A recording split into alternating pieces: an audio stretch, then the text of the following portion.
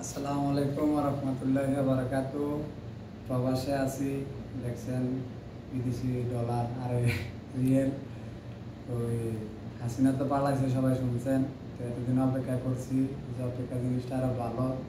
যে অ্যাকাউন্টে টাকা দিয়ে পাঠাইতাম, হাসিনা নিয়ে পালাইতো। ওই কালকে ইনশাল্লাহ দেখি যে অ্যাকাউন্টে বা বিকাশে আশায় আছে যে অ্যাকাউন্টে বা বিকাশে টাকা পাঠানো। কালকে ডিসিশন নেমে আজকে টাকা তুলে আনছি।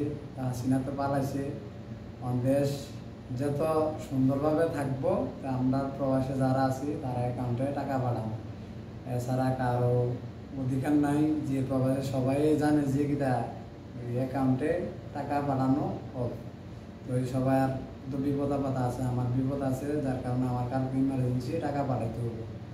কালকে আমি এমন আছে বিকাশে টাকা ছাড়িয়ে দিতে পারি, কারণ তা হাসিনা পালাইছে, কোনো টেনশন নাই। তা আমার টাকা মারানোর মতো কেউর অধিকার নাই। হাসিনা তো চলে গেছে, শেষ। তো সবাই দোয়া করবেন। আর প্রবাসে যারা আছেন তারা তো জানেন টাকা কামানো কত কষ্ট। তো আমি জানি, আমি আইছি 2-2.5 মাস হবো আইছি, যে অনেক কষ্টকর একটা জিনিস। মনে করেন যে প্রবাসে এসে বাড়িঘর ফালাই দিয়ে আইলাম, যে এত কষ্ট করে টাকা কামানো, আমার টাকা হাসিনা মাইনে দিব, এটা তো কোনো কথা না। যার কারণে অপেক্ষা করলাম, অপেক্ষার ফল ভালো পাইলাম। তো ইনশাল্লাহ কালকে টাকা পাঠাবো।